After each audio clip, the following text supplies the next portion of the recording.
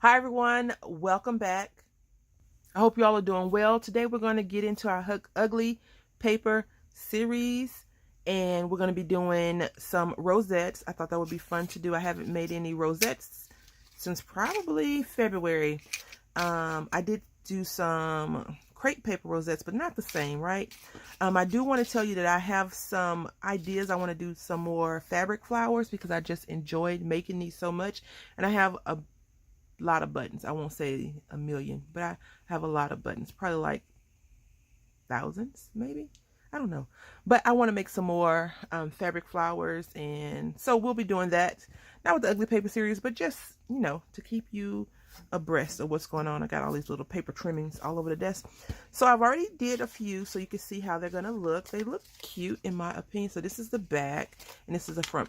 Now these rosettes are not meant to be like wand rosettes. Not like this rosette. So this is a wand rosette in my opinion because it's large and in charge, right? These rosettes, I plan on putting them on upcoming projects. So, or like little packaging or friend mail or something.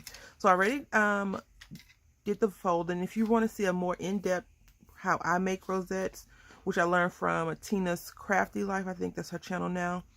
I've said that before. I've always given her the credit from where I learned how to make the rosettes. So, but I'll link a video if you want to see a more in-depth video, because this is going to be very easy peasy lemon squeezy.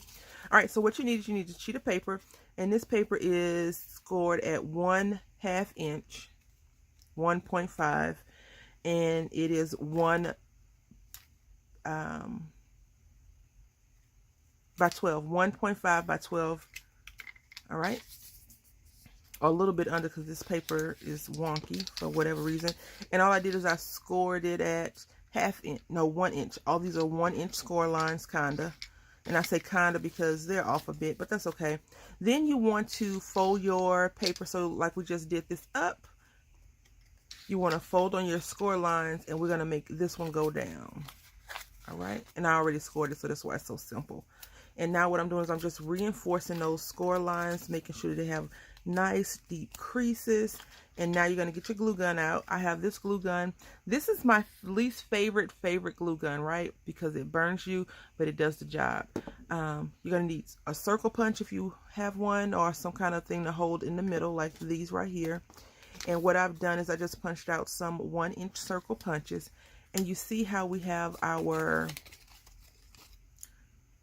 valley portion right here, and then we have our mountain right here, our peak, as the professionals call peak and valley. What you're going to do is you're going to just touch these together like that. And I'm using some glue, liquid glue. You can use any type of glue you like. I just prefer liquid glue because I trust it a little bit more to actually stay adhered.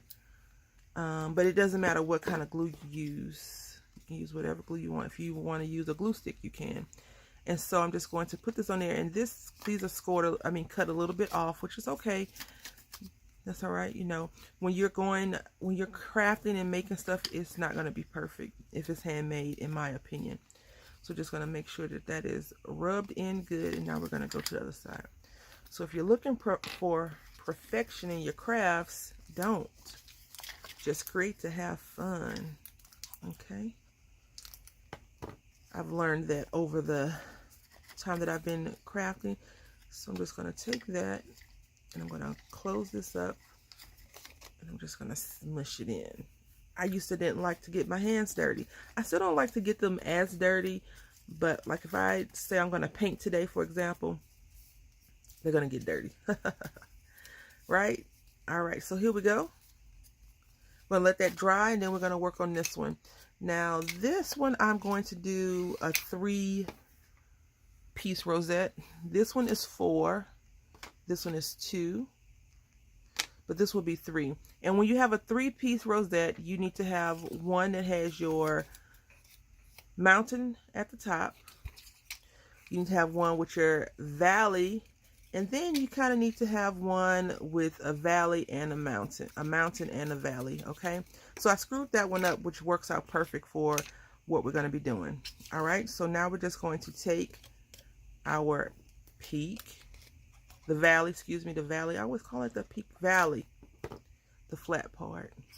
I'll take the raised part, the mountain, and we're gonna apply some glue and pressure and squeeze. I just like to reinforce this because once we finish with this, it's going to be like this. So we want to make sure our creases are pretty decent. Like this crease right here is off a bit because Brandy scored it twice. Oh my goodness, the fun of crafting. So now you see what's going to happen. You see we have our mountain, we have our peak, we have our, excuse me, valley. You have your valley, you have your mountain. So now we're going to take this, glue this down, and some more glue, because we need glue. I mean, we can be generous with the wet glue, right? And there we go. And again, I'm just applying some pressure. This one is off a bit, and that's okay. Applying pressure. Now, you see you have this piece and this piece. There are lots of videos out on how to make rosettes. A lot of people cut their one side off. That's if you screw up and not do your up and down properly. And I've had to do that before. But if you do it right and you're paying attention to what you're doing, you don't have to worry about that. But some people cut it off intentionally. I'm not sure why they do that. Because I've watched a few rosette videos and I'm just like, okay, this makes sense. So now this one is, the fold is off a bit, and that's why we'll have to be a little bit careful with that one. But that's okay. You see it's sticking out. That's fine. We're going to put this to the side and let it dry some. Now we're going to come back to our original one, turn it over to the, I don't know why I just said turn it over, because I guess, yeah, that's why. So if you do it this way and you press it down, it's going to be this way. But if you turn it over for some reason and you do it the exact same way, you get this. Now, what I have started doing just recently, this year, maybe a little bit of last year, is not liking when it pops out like that, but it's okay. It's just, if you make a mistake, especially with rosettes, I feel like you can just throw it away. No big deal. It is just paper at the end of everything you think about. So now what we're going to do, we're going to take some glue, and can you see? Yep, you can see. And we're going to just drop the glue right in there and let it get on in there. And then we're going to take our hot glue gun and go right on top of it.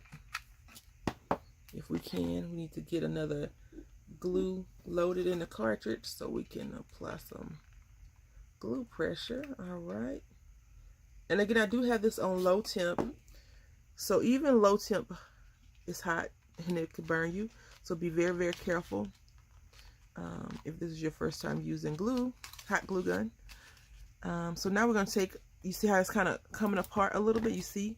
That's fine. No worries, because that's why I have started putting this wet glue in there, because I wanted to open up a little bit and I wanted to seep in, and I wanted to, once this wet glue adheres and it starts to dry, I want it to stick to all the pages. Does that make sense? I want it to stick to all of it, so I don't have to worry about it coming apart if I drop it down or if the hot glue starts to melt. And now we're going to take this and we're going to apply this pressure right here. Excuse me, apply the hot glue, not pressure, right there. Okay, we're just going to squeeze this a little bit, because right here on this side the folds are off a bit, so it's looking a little bit wonky. So we're just going to apply this pressure, and I'm going to give it a little bit more attention on that side so it can actually get in and become a happy rosette family. All right, so now this is going to sit over and dry, and then we're going to come over here and we're going to repeat those steps. Okay, with this one it's kind of hard to tell which one is which, but we can see for the most part. And this is going to really get on my nerves. So since it was driving me so bananas, I just went ahead and chopped it off, make sure that it will still marry up. I'm going to apply some glue here. So, if it doesn't work out and your folds are really off and driving you a little bit on the banana side, you can always just to chop it off. No big deal. And I put the glue on the wrong side. But you know what? We're just going to have to deal with it. Because it's supposed to be on this side, Brandy. Oh, my goodness. So just repeat those steps, even though it's off a bit. Because you really want it to go underneath, not on top. It's a good thing we are using wet glue, though. And we have to be mindful of that. So I'm going to let that dry and come back. All right, so we got it together, I think. It was off like bad. So I just had to cut and glue until it was something that I was pleased with. And here we are. This side actually looks kind of fun. Yeah. So what we're going to do is going to take this crazy glue over here. Not crazy glue, but this glue I'm calling crazy right now. So, and we're going to drop some in the center. Like so.